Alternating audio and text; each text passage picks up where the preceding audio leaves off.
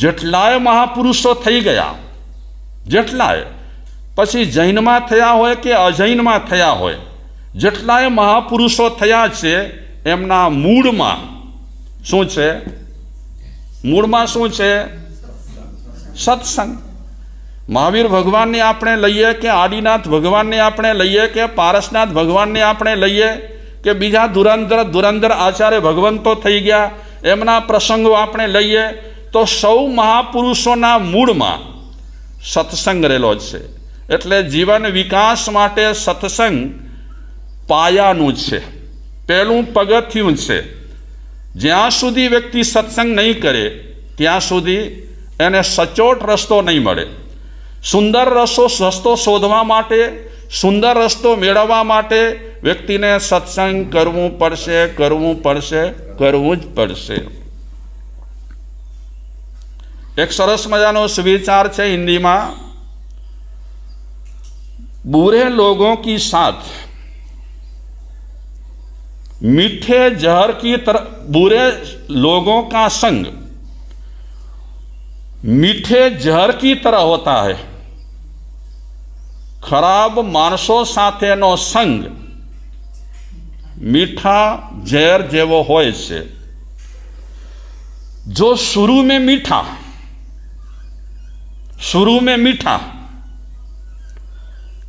મીઠો લાગે ને શરૂઆતમાં, એવા માણસો આપણને કે દારૂ પીવાથી બહુ મજા આવે હો, સિગરેટ પીએ ને તો આપણી બધા કોષો છે ને મગજના ખોલી જાય, આમ કરીએ, ખરાબ આપણને કરો તો શરૂઆતમાં આપણને બહુ સારું લાગે.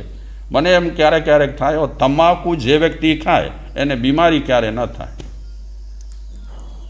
આ હું બોલું તો તમને ગમે? મજા આવે કે ના આવે? તમાકુ ખાવા જેવું ખરું કે નહીં? તમે અત્યારે વ્યાખ્યાનમાં બેઠા છો એટલે ના પાડો છો, પણ દાળ દુખી અને કોઈ તમને સલાહ આપે કે એકાદ ચપટો ભરી લો અને બરાબર તમે ઘસી લો, તમારું દર્દ મટી જશે. પહેલાં મીઠી લાગે આપણને આ વાત, લાગે કે ના લાગે? આપણે એક વખત ચપટો ભરી લીધો, દાંતમાં બરાબર ભરાવી લીધો, પછી ધીરે ધીરે એનો ટેસ્ટ મળે. શરૂઆતમાં ચક્કર આવે, શરૂઆતમાં ઉલટી થાય. આ શરીર છે ને આપણો બહુ વફાદાર છે. આપણો શરીર, એને જે ખપે ને તે મળે તો એ સ્વીકારી લે, એને જે ખપતું ન હોય અને એને આપીએ તો એ શરીર તરત જ એ શરીરમાં રિએક્શન આવે, સ્વીકારશે નહીં. જો પહેલી વખત કોઈ પણ વ્યક્તિ બીડી પીશે, તમાકુ ખાશે, શરાબ પીશે તો પહેલી વખત તો શરીર કહેશે કે આ તારા શરીર માટે સારું નથી, પણ માણસ નશો થઈને 2-4 વખત પી લે પછી એ સેટ થઈ જાય. બાકી શરીર બહુ વફાદાર, એને આપણે સારું આપીએ તો સરસ રીતે એ ચાલે, એને ગડબડવાળું આપણે આપીએ તો તે રીતે એ કરે.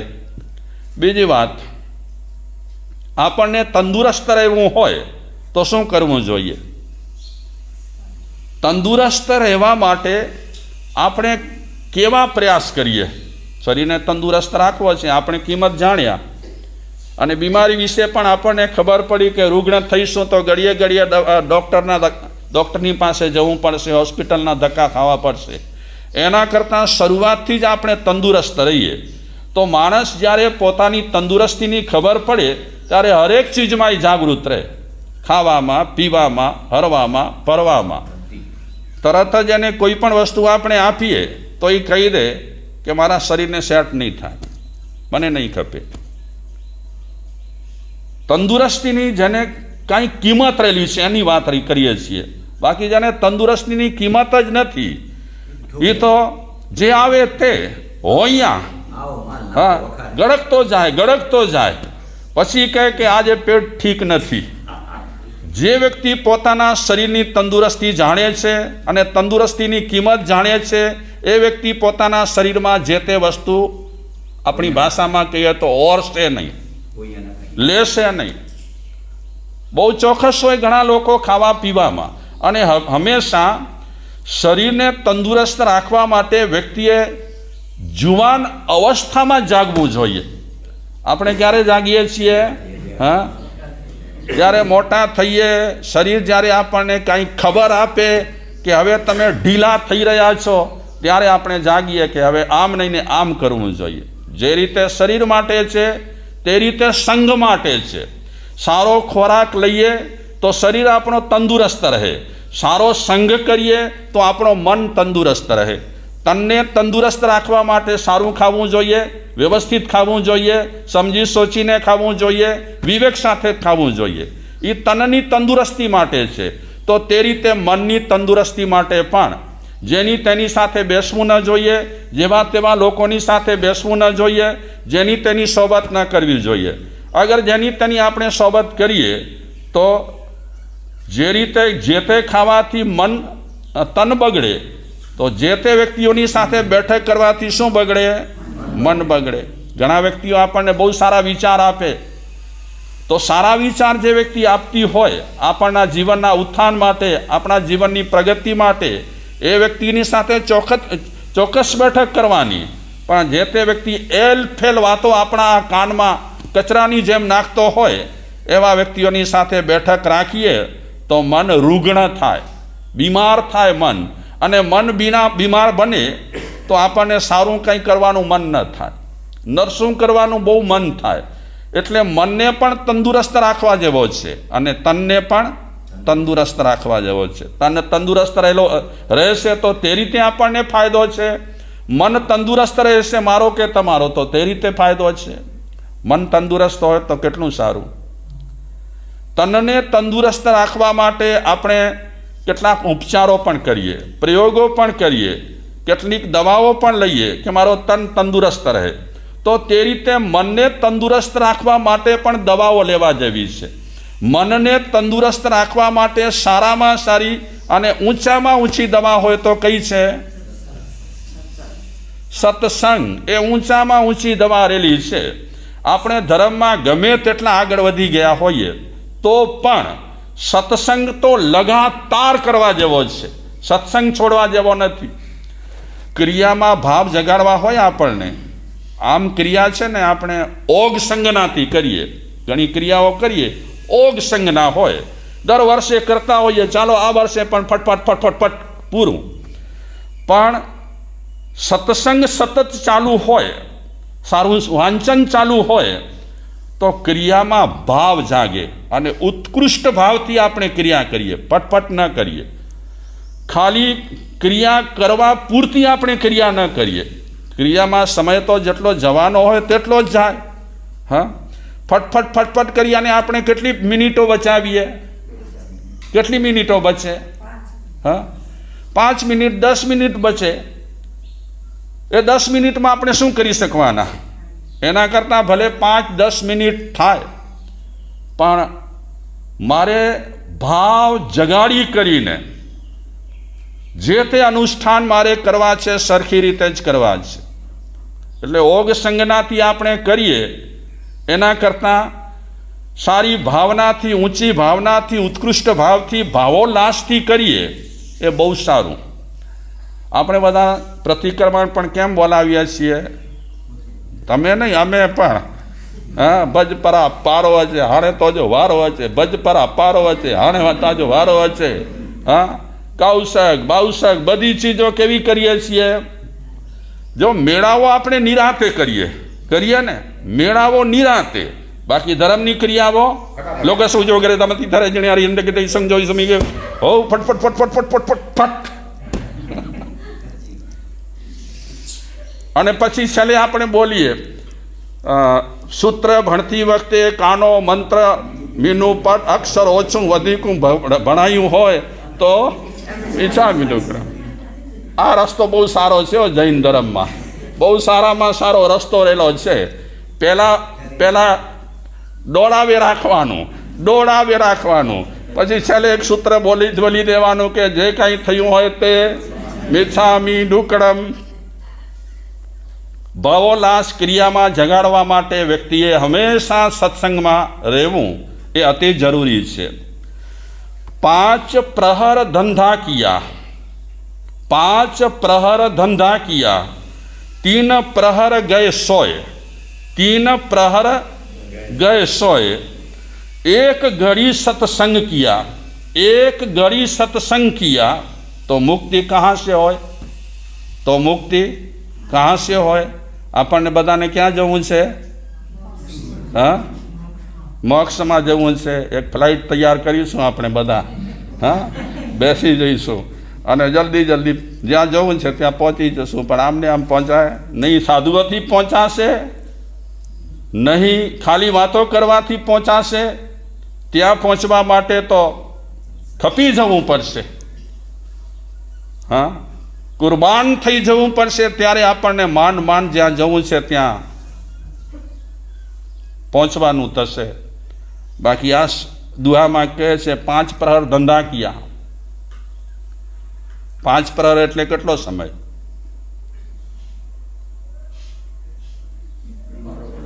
હા, 5 પ્રહર ધંધા કિયા, 3 પ્રહર ગયે 100. 3 પહોર સુધી સૂતા આપણે. આમ આપણો લાઈફ હોય ને, આપણો 100 વર્ષ હોય મેક્ઝિમમ માની લો, તો 50 વર્ષ તો આપણા ઊંઘમાં જાય છે. 50 વર્ષ મેક્ઝિમમ. પછી આ શરીરથી બીજું બધું કરવું તો પડે ને, ખાવું પીવું, આહાર વિહાર સ્નાન, એમાં કેટલો સમય જાય? એટલે આમ સારા માટે, સારા કાર્ય માટે બહુ ઓછામાં ઓછો સમય બચે છે.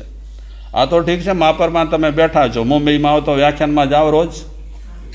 હા, કેટલા જાય? 1 2 3. હા, કારણ કે નજીક નજીકમાં ઉપાશ્રય હોય નહીં, લાંબા હોય, ત્યાં પહોંચવા માટે સગવડ મળે ના મળે. હું તો કહું કે તમારે હવાફેર કરવા આવવું હોય ને તો માપરમાં આવો. 2 દિવસ પહેલાં કોઈ ભાવી આવ્યા હતા દર્શનાર્થી, એમણે કીધું કે મારે છે આવા તો હિલ સ્ટેશન જેવું લાગે છે, હિલ સ્ટેશન જેવું. અમે કીધું છે જ હિલ સ્ટેશન, પણ માપરવાળા બિચારા બધા આવી શકતા નથી આ હિલ સ્ટેશનની હવા ખાવા માટે. પંચગીની જાય છે, લોનાવાલા જાય છે, દેવલાલી જાય છે. તો ગામમાં બંગલો છે એનો ઉપયોગ કરો ને બાપા. હા, આ તો ઠીક છે, વચ્ચે ગરમી આવી, વચ્ચે ગરમી આવી જોકે. હા, ઘણા બિચારા લોકો નિવૃત્ત પણ હોય કે પણ ગમે તે કારણસર આવી શકતા ન હોય. ઘણા તમારા જેવા લોકો અમને કે મારે સાહેબ કે નડે નતો. અગરન જો મન છે કે મૂકે વેનનું હોય, હા, મન કહે તો માણસ ગમે ત્યાંથી નીકળી શકે છે. મન હોય તો માળવે જવાય બાપા, નહીં તો મણીલાલે જવાય.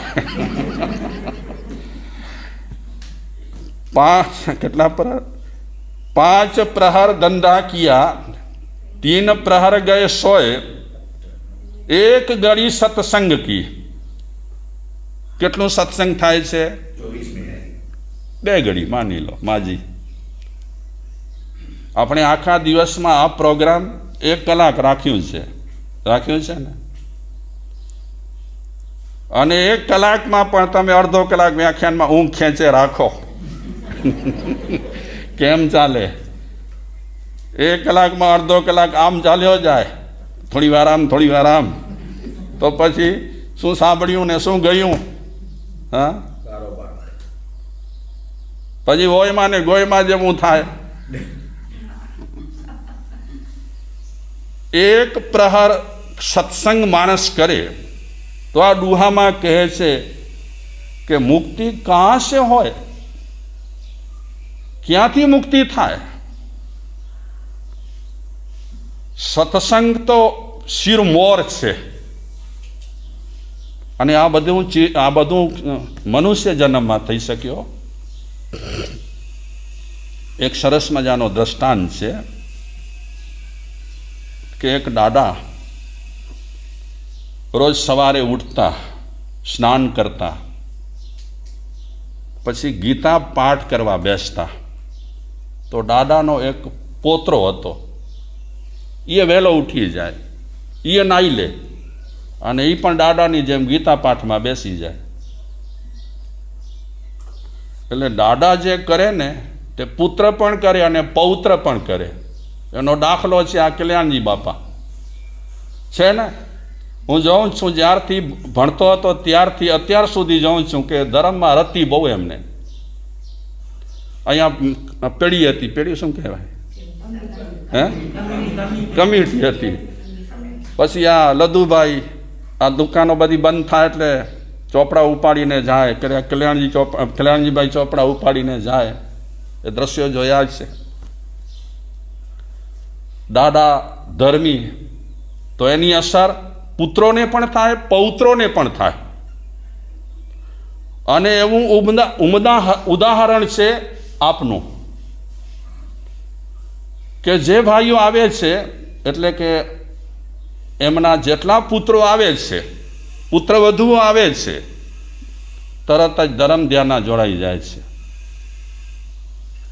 મારા ખ્યાલ પ્રમાણે પૌત્રોમાં પણ એવા સંસ્કાર હશે.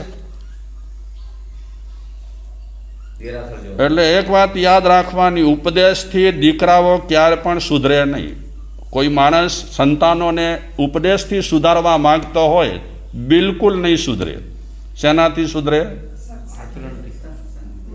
ઘરમાં જેવું આચરણ છોકરાઓ માટે, સંતાનો માટે, વડીલોનું આચરણ એ જ ઉપદેશ. આ કલાક સુધી કંઈ બોલવાનું ન હોય વડીલોને કે આમ કરો ને તેમ કરો. વડીલો શું કરે છે એને જોઈ જોઈને સંતાનો કરે. વડીલ બીડી પીતા હોય તો જોજો, ઘણી વખત ઘણા છોકરાઓ બીડી ન મળે તો કાની લઈને પણ પ્રયોગ કરે. બે આંગળીઓ વચ્ચે દબાવે કાનીને અને ટેસ્ટથી પીએ. ધુમાડા નીકળતા ન હોય છતાં પણ એ એક્શન કરે ધુમાડા કાઢવાના. કોની અસર થઈ? વડીલોનું આચરણ એ જ સંતાનો માટે ઉપદેશ.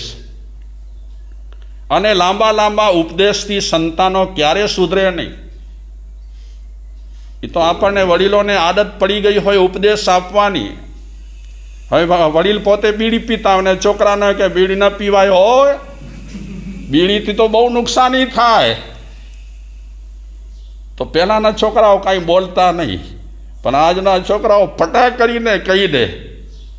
શું કહી દે? તમે પીઓ, તમને છૂટ, અને અમને મનાઈ કરો. મોબાઈલ બહુ કલાક સુધી જોવું ન જોઈએ, અને વડીલો કલાકો સુધી જોતા હોય ને છોકરાઓને શીખ આપે. છોકરાઓ શું કહે? દાદા અહીં કલાકે સુધી નેર્યો ને અસાંકી જોતા કે અહીં નેરે છે આખી પેટે. એટલે આચરણ એ જ ઉપદેશ. અને સંતાનોને સમજાવવા માટે લાંબા લાંબા ઉપદેશોની જરૂર જ ન હોય, અસર જ ન કરે. મારા વડીલ શું કરે છે, મારા માતા પિતા શું કરે છે, મારા દાદા દાદી શું કરે છે, નાના નાની શું કરે છે, એ બધું જોઈને એમના સંતાનો કરે બધું. તો આ છોકરો પોત્રો ગીતા પાઠમાં બેસી જાય અને દાદા ગીતા પાઠ ચાલુ કરે. રોજનું કામ, વહેલા ઉઠવાનું, નાવાનું, ગીતા પાઠ કરવા માટે બેસી જવાનું. એક દિવસે પોતરાએ કીધું, પૌત્રે, કે દાદાજી આ શું લઈને તમે બેઠા છો? ઉવાચ ઉવાચ, ગીતાજીમાં આવે ને ઉવાચ. ઉવાચ એટલે બોલ્યા, અર્જુન બોલ્યા, સંજય બોલ્યો, ઉવાચ. દાદાજી આ ઉવાચ ઉવાચ ઉવાચ લઈને શું બેઠા છો તમે? સમજાય છે તમને ગીતા? દાદાજી કે બેટા, સમજાય કે ન સમજાય, પણ એ કરવાનું એ